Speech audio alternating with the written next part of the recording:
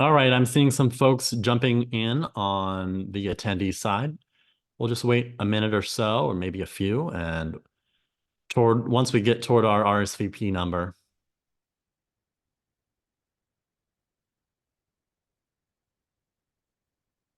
The only downside of this, Cole, is you don't get to see everybody's faces. Yeah, it's a little weird. Yeah.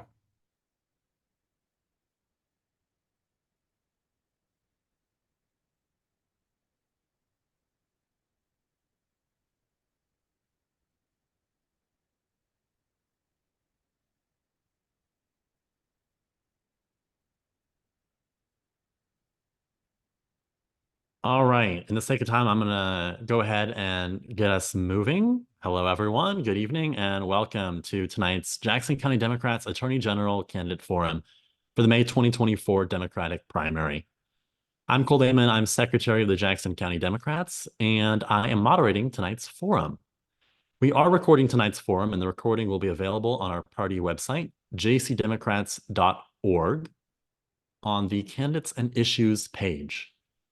Unlike the governor, secretary of state, and state treasurer, the attorney general is a statutory office, which is to say that the Oregon Constitution provides for the offices of governor, secretary of state, and state treasurer, and state law provides for the office of attorney general. And the Oregon attorney general leads the Oregon Department of Justice.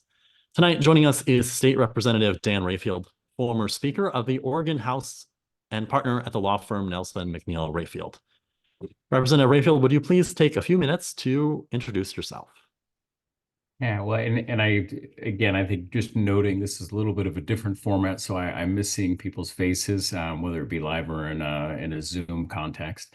So thank you for being here this evening. Some of you I know, and some of you I do not, and so I thought it might make sense just take a few steps back and talk a little bit about where I came from. I came into the legislature around 2014. I am from the Corvallis area. In the legislature, I kind of got known for working in a budget space throughout, and eventually wound my way into becoming Speaker of the Oregon House. I didn't have a traditional path into politics. I think a lot of people think about what does that resume or bio look like. I was someone who struggled in school, didn't graduate high school on time. I saw physical abuse and addiction up close in my own personal family, and eventually wound my way into being an attorney. And for past 18 years, I have been an attorney representing individuals, primarily against insurance companies and corporations when they have been harmed.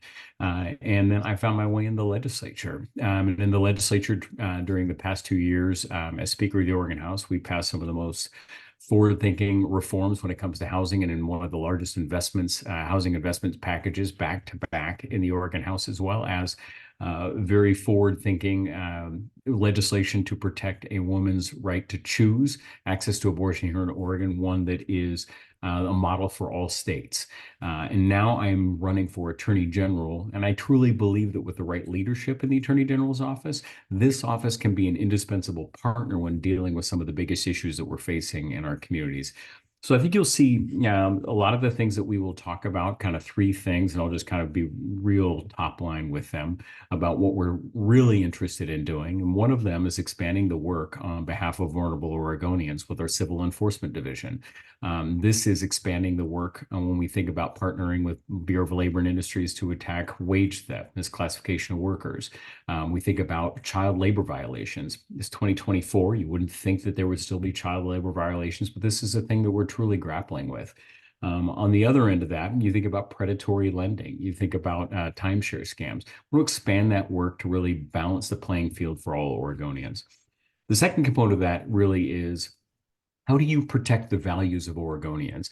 Ever since 2016, we've seen really unprecedented threats outside of the state really attacking our values within the state. And a really good example of that would be our environment. Something a lot of people don't know is there's 17 Republican attorneys general that have filed a lawsuit to prohibit states from increasing pollution controls below or above what the EPA has set for your automobiles. And so this is something that we're continuing to work for. We need to protect the values that we have in the state, whether it's the environment or whether it's access to abortion. And that's something that we need. I think the current Attorney General has done a good job. We need to continue that. And that's something that will be a big focus moving forward. And then the third thing is we need to be partnering with criminal justice reform advocates as well as law enforcement, really looking at our policing practices, making sure we're using a treatment first model to really tackle one of the largest issues going on across the state, which is our substance abuse crisis. And so those are kind of, there's a whole host of other things I could probably bore you with, but those are kind of your top three without digging in a ton about why we're making the transition and excited to run for Attorney General. Absolutely. Thank you.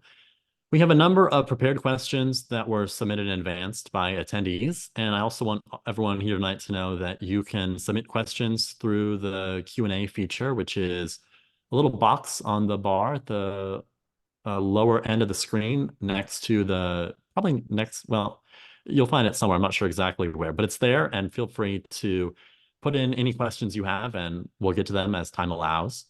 And then starting off, before we get into those specific questions, if you could provide an overview of the scope of the work of the Attorney General and a sense of what is the budget for the DOJ. I imagine you might know some numbers about that as well from your time working on that in the legislature. So what's the budget like, and what are the different areas in the office in terms of what is the scope that you're looking at working at in this role?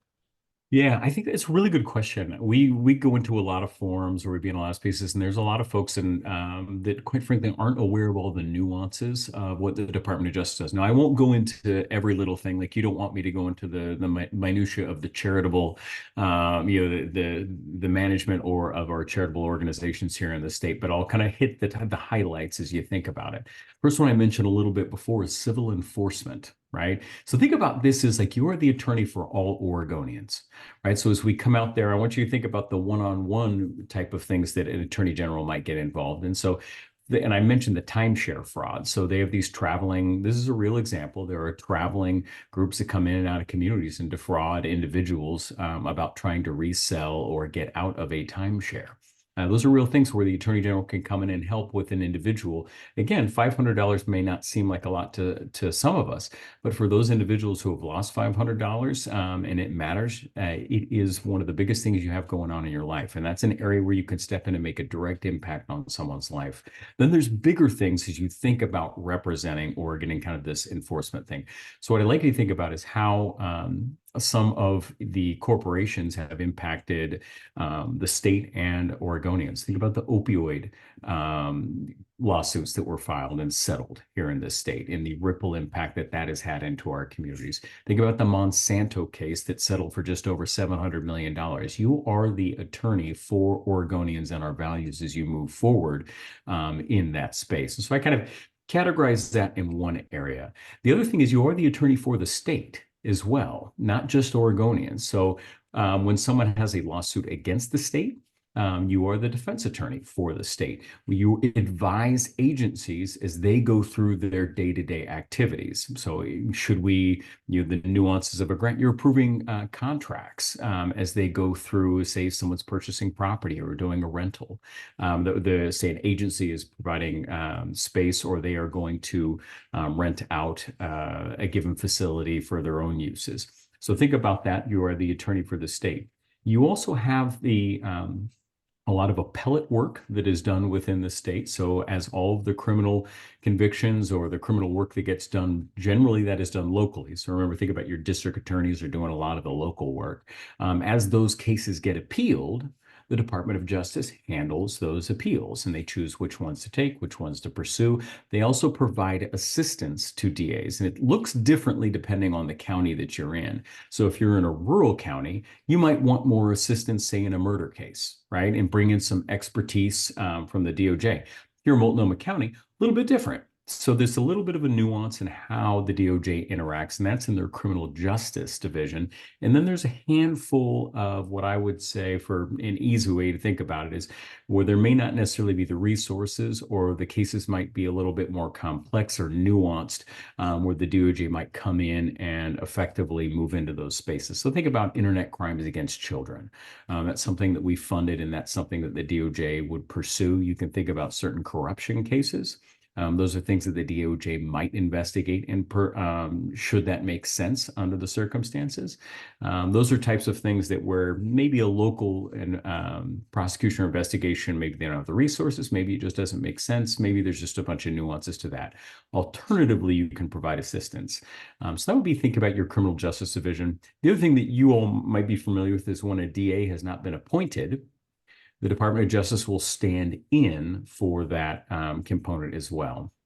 So it's often been thought of as you are one of the conveners for law enforcement in that space. Now, context-wise, when we're thinking about all those other responsibilities that you do have, the criminal justice division itself is less than 5% of the budget in the Department of Justice. To give you context for the Department, Cole wanted the nerdy details, and I will happily give you the nerdy details. You have about 1,501 positions at the Department of Justice that were approved by the legislature in 21-23, and then it's a little over, and then in 21-23 you had a budget of $797 million, which is a combination between general funds, other funds, which are funds coming from other agencies, and fees, and then you have some federal funds that also come into the agency as well. Thank you. So something that a lot of folks had questions about, and I think for good reason, is abortion rights. So one person wants to know that if there were to be, for whatever reason, a nationwide abortion ban, would there be anything that the Oregon Attorney General can do to protect reproductive rights? Yeah, and that is something right now, the way the law is, that isn't the case. So Congress would have to move forward and try and do something, and there's the balance between the Constitution. What I can tell you emphatically is that we know here in Oregon, we believe as a state, as people here in Oregon, in protecting access to abortions.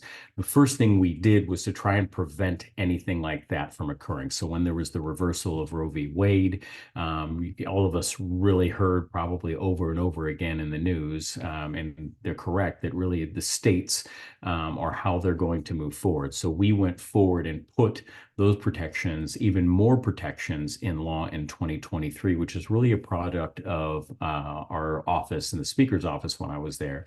We put together a group of more than 40 providers and individuals impacted by that decision to really come up with the right legislation, bills to protect access to abortion, as well as folks seeking it and those providing it in this state. And so it's a very nuanced bill. So if there were something done very nationally, there would be a potential where you would have, and I would expect Democratic attorneys general, myself included, be looking to challenge that constitutionally at the federal level. So I think that is where you would see, you're really seeing stuff on the periphery, where you see the mifepristone case that we all have been aware of, and Oregon has been actively engaged in working with other attorneys general across the nation to be able to curb that and protect those rights. I think the one thing that we have to remember is that, well, right now in Oregon, we're very fortunate to be in Oregon. Our responsibility outside the boundaries of the state still matter, as well as case law that has precedence within Oregon really does matter as well. So we always want to have our best and brightest working on that stuff. Yeah, and so looking outside of our state, as Attorney General, what would you be doing to, in terms of working with other attorneys general to protect reproductive rights? So there's as cases are being filed and things are being challenged in other cases, I think one of the things that I have always focused on in any leadership role that I have had is collaboration and partnership, where values align. And so that's where I see us filling in and helping on an as-needed basis with other attorneys general, especially if the values align and, again, there's resources to do that. Part of what you may do in a given situation is you are resource sharing between different areas to kind of pursue those overlying goals. Because, I mean, as all of us can imagine, when you are putting resources into one thing, that means you're not putting resources into another. So you got to balance that out and make sure that our voices are being heard as best they can be. Absolutely. Next, I want to move on to the challenges that we have with folks who are unhoused and unsheltered. And this is certainly the top of mind in a legal sense with the Supreme Court taking up the Grants Pass v. Johnson case just this Monday. In the 2021 legislative session, the legislature approved and you voted for two bills, House Bill 3115 and House Bill 3124. And so for some background, according to the League of Oregon Cities, House Bill 3115 requires that any city or county law regulating the acts of sitting, lying, sleeping, or keeping warm and dry outside on public property must be, quote unquote, objectively reasonable based on the totality of the circumstances. And House Bill 3124 increased the required notice of a sweep from 24 hours to 72 hours, along with some other provisions. So as Oregon Attorney General, how will you protect the rights of unhoused people in Oregon? First off, very interesting. The one bill that you mentioned, it was 3115, where what that really did was codify what the existing case law was at that time. And now that obviously is before the U.S. Supreme Court. And so we'll wait to see what happens there. Assuming the U.S. Supreme Court goes a different direction, you still have House Bill 3115 actually in place in Oregon.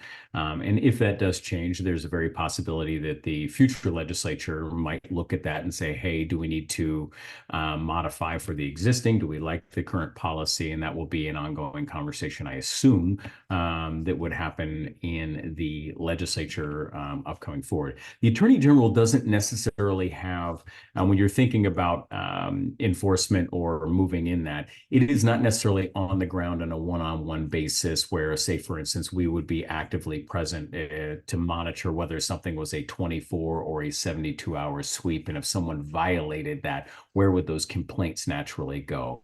Normally, those would not go to the Department of Justice. If there was a situation where things were not being reviewed and there were violations and that was not being examined or looked into or investigated, that might be an area where the Department of Justice might get involved. But normally, I think the way the question was phrased, that isn't a traditional role where the Department of Justice would be involved on that frontline basis. That's normally done at the community level. I want to ask about consumer protection. So as Attorney General, what would you do? And I know there's a lot of existing work that the DOJ does. So maybe is there any new work you would do to protect people from scams? And I know the person who asked this was thinking, especially in terms of seniors.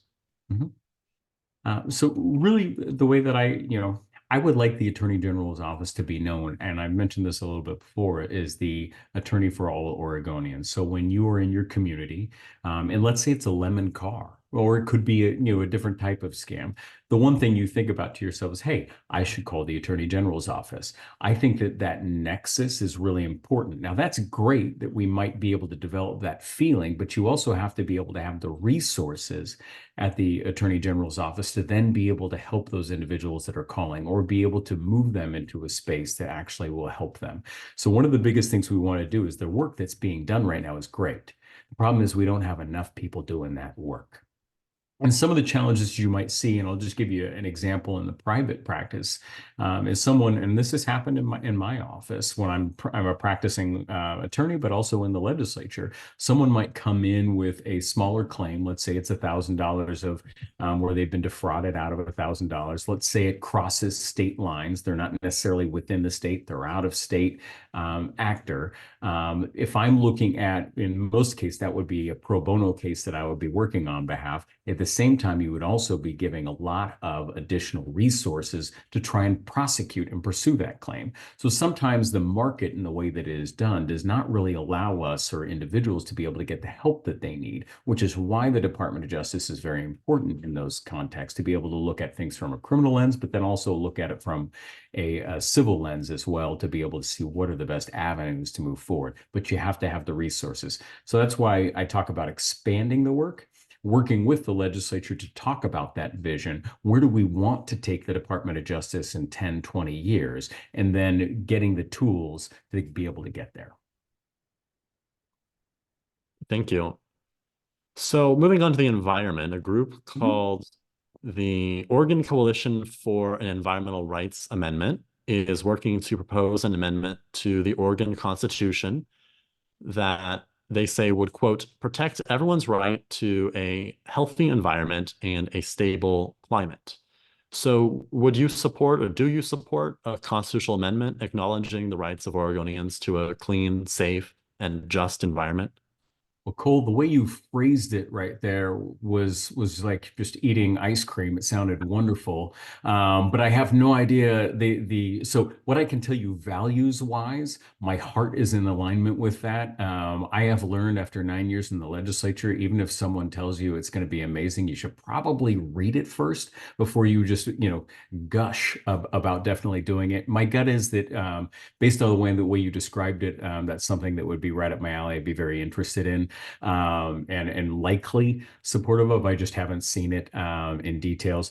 More importantly, I think we should talk about is what can the Attorney General do to protect our way of life here in this state. That's really, like that's where I think the meat and potatoes is from how we can do that, because that can be in partnership with anything else that the legislature does, with anything else that the voters enacts and puts in the Constitution. So from an environmental context, Attorney General Kroger actually created a unit of folks that were focused on the environment. Again, if you talk to those folks, I think we need more investigators, more attorneys really moving forward in that space to make sure that we're holding polluters accountable. I also think we have to look at climate change in a broader context. There are a lot of states right now that are filing lawsuits against big oil companies for the damage that they have done to the environment in that spot. And there's a lot of new information that is, well, it's not necessarily new, it's from the 70s, but we're just starting to learn about it, that a lot of these oil companies knew about climate change, had studies and reports that climate change was real, and they were making financial decisions, such as increasing the heights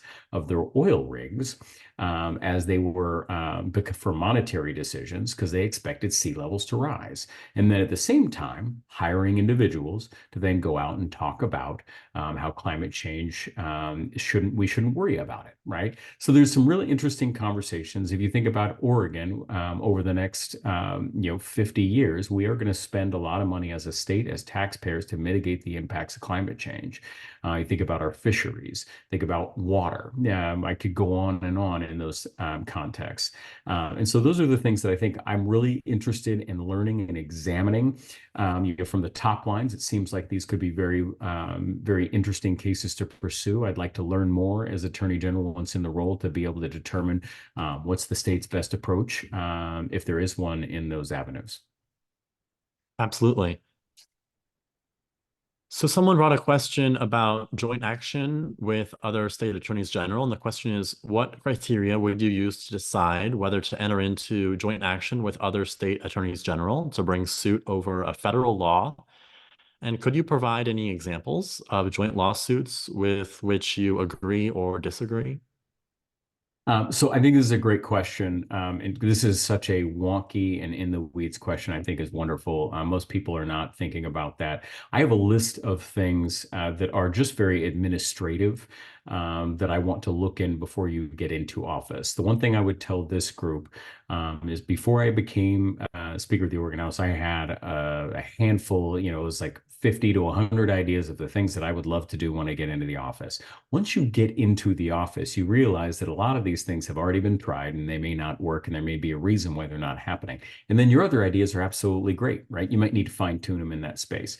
This is one of those areas that I really want to get into the Department of Justice and establish a process by which, there's a lot of other types of cases that could come in. So think about securities litigation. You could think about other big cases like the Monsanto cases, where you're partnering with other states. And what I'd really like to do is set up a policy for when something, make the decision, should this be in-house? Should this be out of house? If you are going to look at outside counsel, inside counsel, those should be something we should examine. I'd like to know how that decision is being made right now. At the same time, I really want to be able to, when cases come in, say from another attorney general, says, hey, we'd really like to have you join in this case.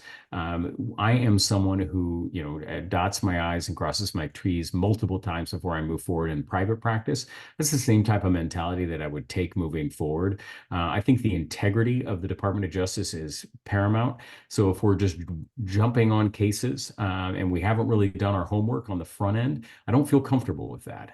What I want to be able to do is when we put our name as a state on a given lawsuit, we have 100% confidence moving forward that we're moving in the right direction. It's consistent with the values of the folks that elected us into this office. So I can't necessarily tell you right now. I think it would be almost malpractice without actually seeing what some of the current criteria are and how they approach it. There's a lot to learn there. But that's what I would do kind of looking forward. I think some of the examples of some of the things that I'll give you one example, the Mifepristone case, that makes a ton of sense. Why the current Attorney General jumped on and is involved in that process and is leading that. I think it's also a question is how many of these should we lead as a state and how many should you partner or take a second chair, as they say. So those are things that I'm very interested in looking into. Definitely. So moving over to criminal law, the Fifth Amendment to the Constitution, among other things, provides for the presumption of innocence. And the Sixth Amendment, among other things, provides for the right to legal representation. So someone wanted to know that at this time when we have this challenge with public defenders that many folks have described as a crisis, is there anything that the Attorney General can do to bolster the rights of the accused? Yeah, and so I think what I'd like to do is take a step back in what has gone on in the public defender. There's a lot of things that have gone on that people are not aware of. Going back to 2021, in the Ways and Means process, there was some serious financial control problems within, we'll just call it the public defense, PDSC, in that area. And so there were a lot of budget notes that were put in by the legislature to really kind of move that forward. And we were deeply concerned with how it was being managed. Not necessarily there's the workforce crisis, but there's also management that is equally as important in that same space. Following that, things were not moving in a better direction. And in 2022, the legislature, myself included when I was Speaker of the House, in partnership with Governor Brown, as well as the judicial branch, put together a tri-branch group of individuals to really examine the PDSC and where we should move. One of the contexts that we should note is from 2017 all the way to now, we've almost more than doubled, that's right, doubled the budget of PDSC.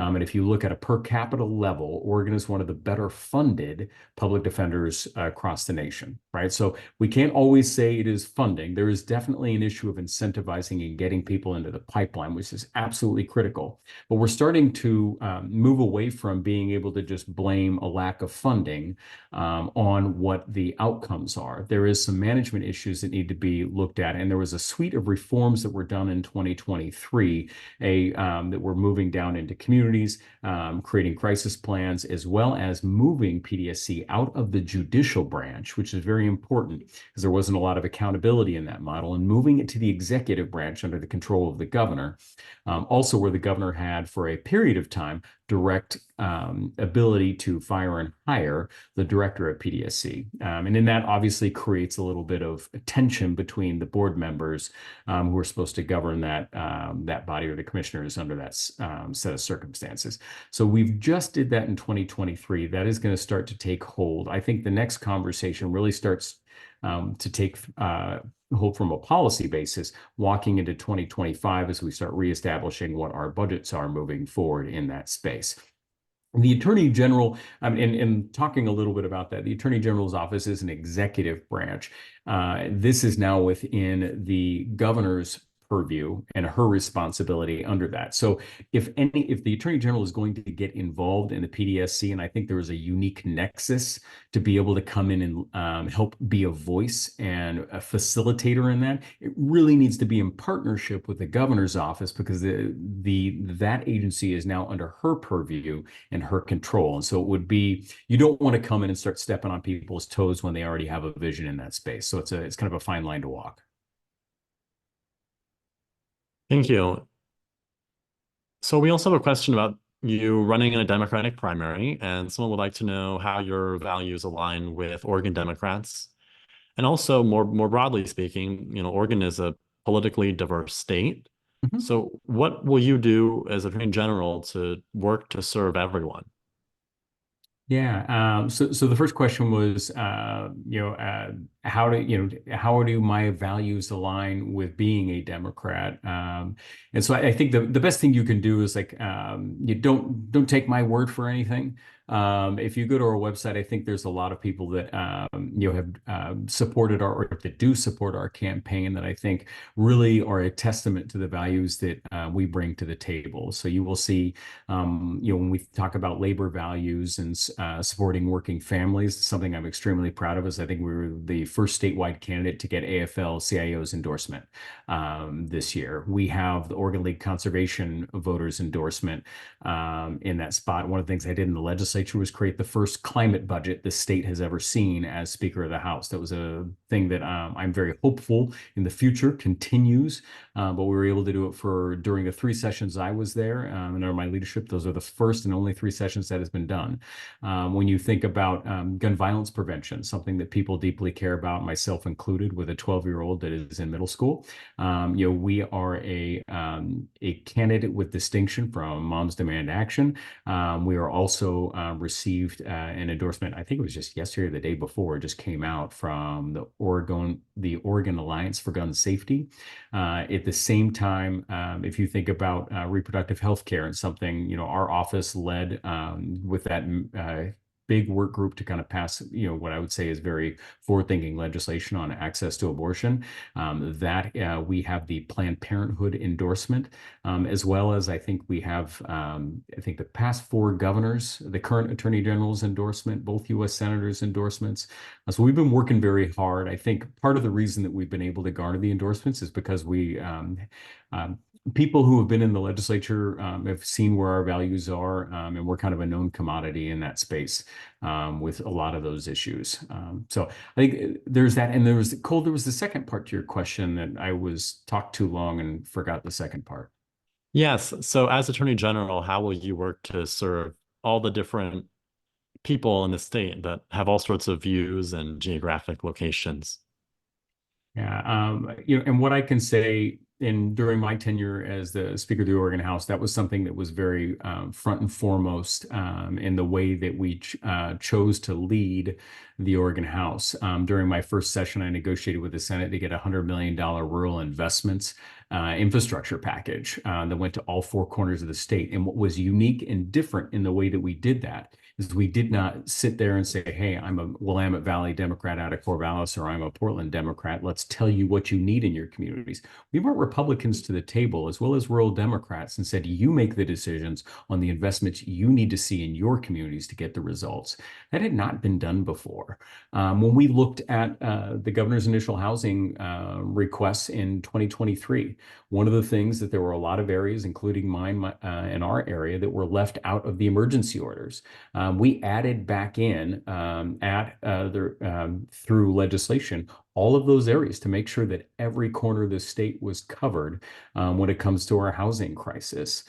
There are other things, that I could talk to about in the leadership, but what I would say is that mentality of how you take care of all 4 corners of the state, how you understand that what it means to be a law enforcement officer in Eastern Oregon versus Salem or even Multnomah County, very different. There's a little different set of needs and experiences going on there. So part of, my tenure in the legislature, kind of like how I operate, is a lot of listening, because it is impossible for me, or it would be extremely presumptuous for me to understand what communities need just by being in a car and traveling through different communities. Really, well, for me, it's about listening and sitting down and trying to understand and step into other people's shoes and see how the Department of Justice can help each community, not just one community, and it's not a one-size-fits-all approach. Definitely. I'd like to ask about competition in the grocery sector and other sectors as competitiveness becomes a really, I would say, emerging issue in the legal world. So current Attorney General Rosenblum has come out in opposition to the Kroger-Albertsons merger. The first part of the question is, do you also oppose this merger and share her concerns about competition?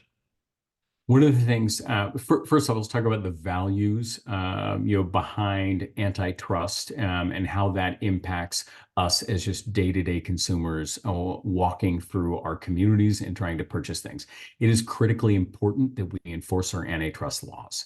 And when there are facts rise to the level of where that is an issue, the Attorney General should be there to help and protect all Oregonians in those circumstances. When it comes to the Albertsons Kroger issue, the only information that I have is what I have read in the newspapers. A bad attorney would file lawsuits based upon what they heard in newspapers. So it's very difficult for me to comment on the specifics. What I can tell you is what I've heard is concerning. What I would want, and I trust our current Attorney General in this situation, and I know that she has done her diligence in looking through those things. And so I trust that judgment call. I just do not have enough individual facts to be able to sit there and tell you right now whether or not something has been violated.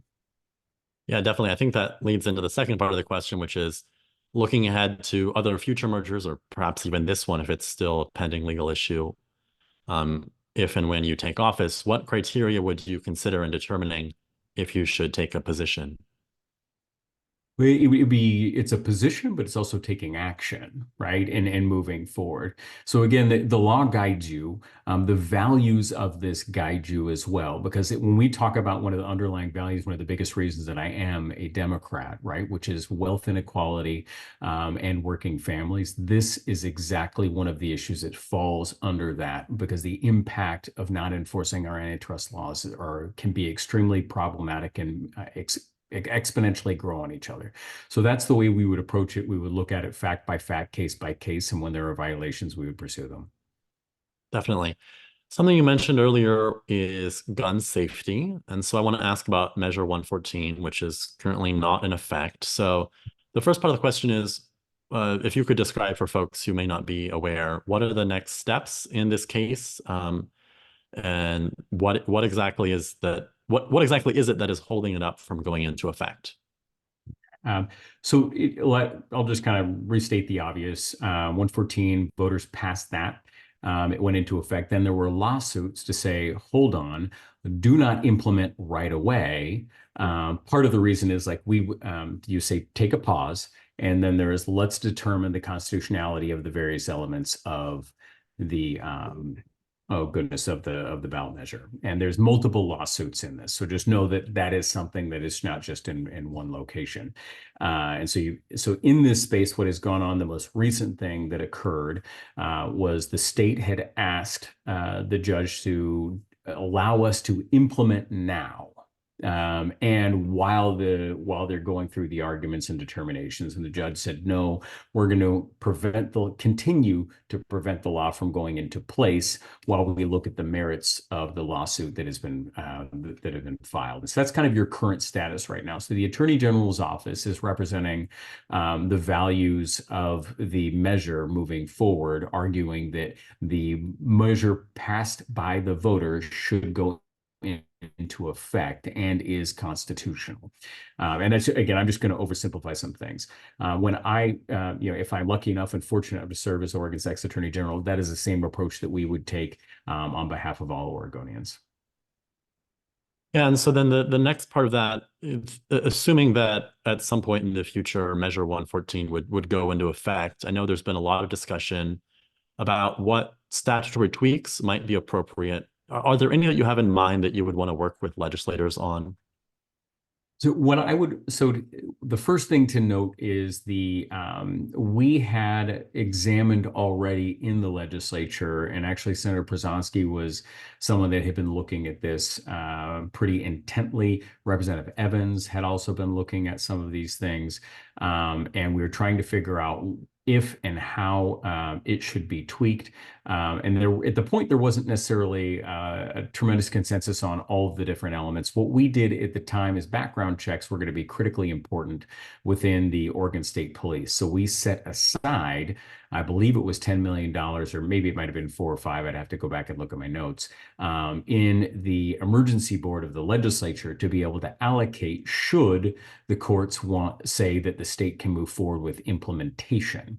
under those circumstances. But what I would expect, and this is going to be the nuance, it's very difficult to say what should or shouldn't be done. What we really need to first see is what the courts are going to do. What the courts do will then dictate how the legislature should implement. And this will be a legislative issue where you might have a bulk of that implementation be with the state police. You might choose that certain elements may need for enforcement purposes. Maybe that should go into the Department of Justice. So there could be, we'll see how that shakes out. But I think the first thing to know is what are the courts going to do? And then you react at that point responsive to where the courts are moving. Thank you. Someone in the Q&A said, gave some compliments to you. They said they're very impressed, and some of their folks have been as well. And their question is, as you look at your prospective opponents in the Republican side or on the Republican side, is there anything that impresses you about them or anything about them that you think will make them formidable opponents? It's always those things. I think as you start this selfishly as a candidate, you come into this world and you'd love to run unopposed. Boy, there's nothing more than you'd rather do than run unopposed. But what I always find out after you get past your own selfish, comments of running unopposed, I always find that running against other people makes you a better candidate, and I think ultimately, it makes you better when you serve in office. And so I feel I'm very fortunate, I think, to have a wonderful primary opponent who, again, I think has made me a better candidate in this process. Where I believe, I don't know whether she learns from me, I certainly learned from her, and it is wonderful to be a part of that. In the general election, there's two candidates in the Republican primary right now, and they're both running against each other. I think there is a front runner if you were to look at the traditional metrics, and that would be Will Lathrop.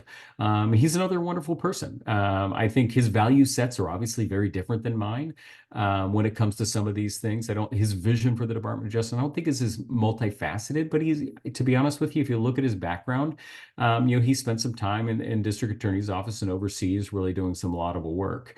I think that he is someone that is one of their more credible challengers in this state, right? And even though we are Democrats in the state of Oregon, you cannot take anything for granted. And so we will work as absolutely hard as we possibly can.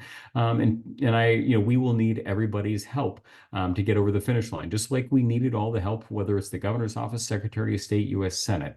And so that is something you expect to see a lot of us. I'm really annoying, but I do look forward to getting down and see you all in person as well. These Zooms are kind of, there's that wall of separation. So I look forward to seeing you all. Definitely. The Zooms kind of wear on, and we look forward to seeing you around the state and here in Jackson County as well. And so let's see what's next on the list. So just a sort of big picture question, but it might be hard to choose, but someone wanted to know what part of the Oregon Attorney General's work you think is the most important. Ooh. That's like asking which one of your children do you like best? That is like an impossible question to answer. It is.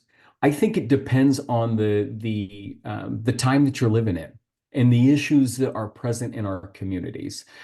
So right now, when we think about substance abuse crisis and it's impacting our communities, you might put a greater emphasis in that space, right? In a world in which we're seeing more fraud or other things going on, you might put an emphasis elsewhere. So it's very difficult to choose. I hate to kind of move back. I mean, my passion, as a civil attorney was always in cases that had a bigger impact than the one case itself. Right. And so when I think about the work that's what really got me up and really excited to work on those cases. It's the most important case for that individual. But when you can change a system and you can have that broader impact, that's incredible. One of the things that we don't think about much about the Attorney General's office is the work that we do in the state. The precedents that we set in this state can have an impact in other states.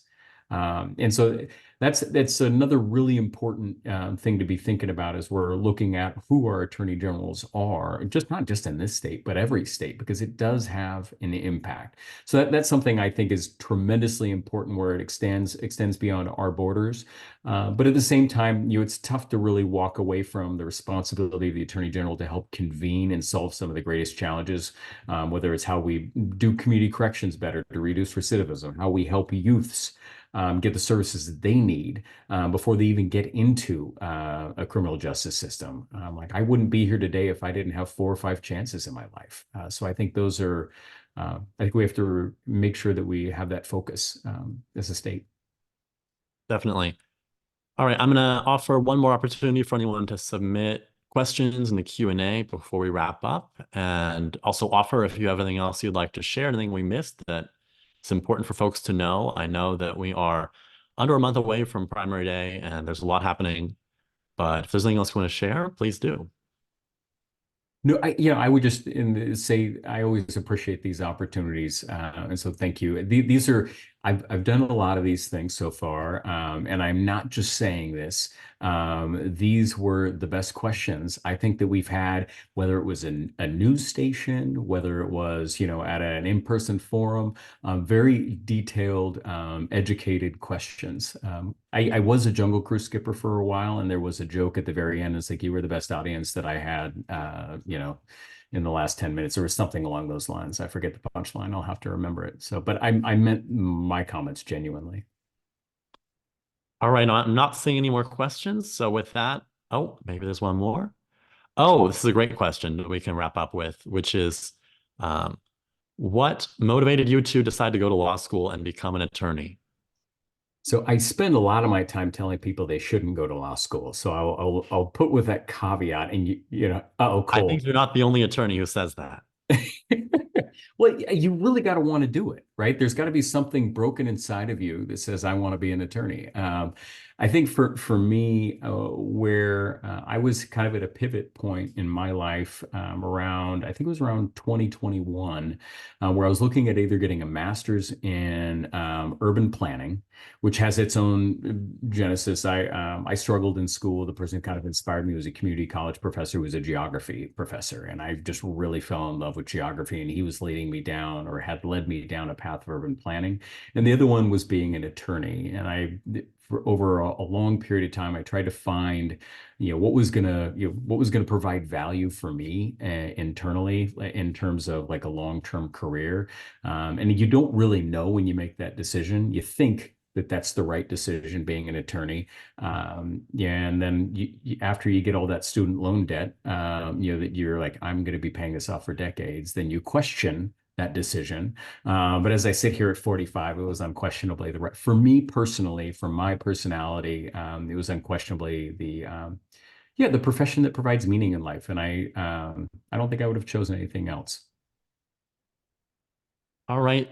Thank you so much for joining us this evening. It was wonderful to have you and get some of these questions answered. Oh, I see one more. This is not really a very This is very true. So I also sang and did a dance at the Attorney General's fundraiser at one time. So I did community theater. I do play tuba in a polka band. We are called the Polkaticians.